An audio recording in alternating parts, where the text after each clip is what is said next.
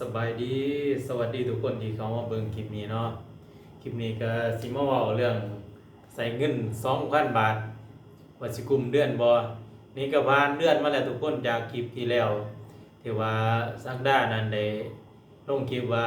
1เดือนมีเงินแค่ 2,000 บาทตอนนี้ก็ผ่านมา1เดือนแล้วเนาะถือว่าครบเดือนแล้วนี่จนฮอดวันที่7แล้วก็ถือว่าอยู่รอดด้วยเงิน 2,000 บาทก็โล่งใจไปเนาะโล่งใจไว้ทุกคนอ้าวพอเงินเดือนออกแล้วเฮาก็ดีใจอันนี้ถือว่ามีชีวิตรอดในการใส่เงิน 2,000 บาทในกลุ่ม1เดือนก็รอดผ่านมาแล้ววันนี้เงินเดือนก็ออกเนาะพอเงินเดือนออกปั๊บเนาะสิ่งหนึ่งที่มันจะตามมาก็คือค่าห้องเนาะคือสักดานี่มีค่าห้องมาเห็นมายืนอยู่ในประตูเนาะนี่ก็ค่าห้องสำหรับเดือนที่10เดือนที่10ก็คือเดือนตุลาเนาะค่าห้องนี่จะได้เสียอยู่ 3,000 ที่จริงแล้วค่าห้อง 2,700 แล้วก็มีค่าน้ำค่าไฟเนาะค่าไฟ264 บาทแล้วก็ค่าน้ำ100 บาทเนาะรวมเป็นเงินกัน 3,064 บาทเนาะถือว่าเงินเดือนเท่านี้ว่าแต่ออกเนาะเขาจะได้เสียไปละ 3,000 สำหรับเดือนนี้เนาะบ่ฮู้ว่าถูกหรือแพงเนาะสำหรับผู้ใดที่ว่าอยู่กรุงเทพนี่ก็คอมเมนต์บอกกันเด้อทุกคนว่าค่าห้องของทุกคนนั้นถือบ่หรือว่าแพงปานใดสำหรับเขตที่ว่าเบาซักดาอยู่นี่หาได้นี่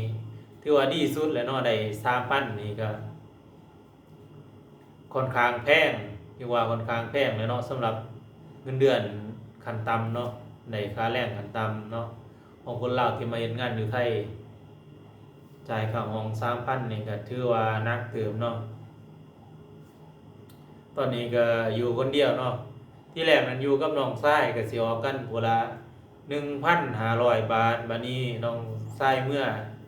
เว้าซักดาก็เลยได้จ่ายคนเดียวเนาะ1เดือนนี่ 3,000 คือว่ารายจ่ายเฮานี่สิเพิ่มขึ้นกว่าเก่าเพราะเฮาอยู่คนเดียวตอนอยู่กับน้องชายนั่นสิช่วยกันจ่ายคนละครึ่งบัดนี้น้องชายนั่นได้กลับลาวแล้วจักเห็นบ่คลิปที่ค่อยลงไว้เนาะว่าอันนี้น้องชายนี่สิกลับลาวเนาะมื้อนี้ก็น้องชายนี่กลับฮอดบ้านแล้วบัดนี้เหลือแต่ซักดาผู้เดียวก็พยายามอดทนไว้นี่แหละทุกคนเงินเดือนก็บ่หลายแต่ว่าค่าใช้จ่ายมันสิหลายแหน่จังน้อยเนาะสิมีค่ากินข้าวแล้วก็ค่าห้องค่ากินข้าวนี่สิบ่หนักปานใดดอกแต่ว่าค่าห้องนี่มันสิเสีย 3,000 คือสักดานี่เฮ็ดงานร้านอาหารเนาะร้านอาหารแหละทางเจ้าของร้านเพิ่นน่ะเลี้ยงเขาวเที่ยงแล้วก็ข้าวแลง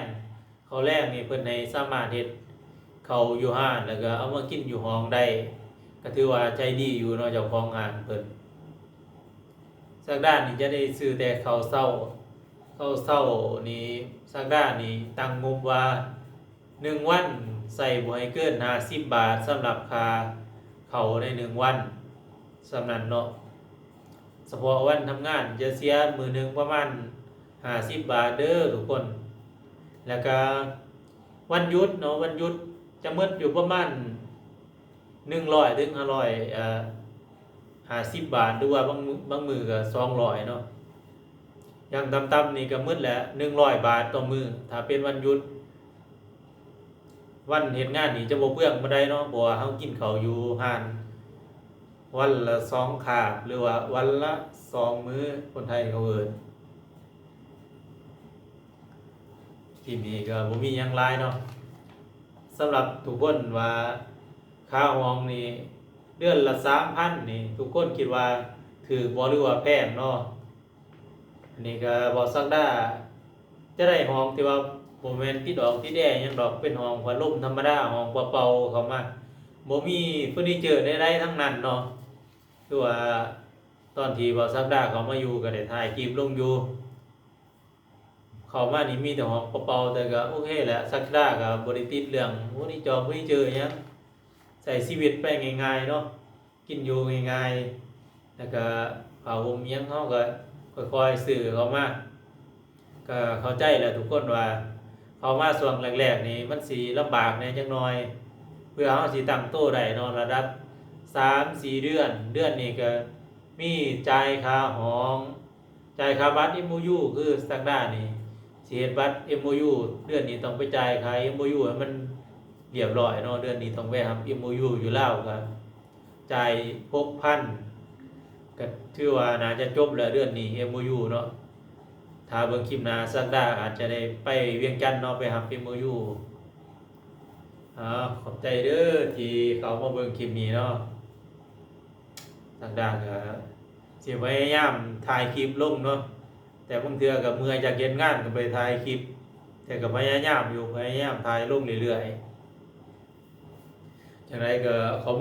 ขอบใจทุกคนที่เขามาเบิ่งคลิปนี้จนจบเนาะ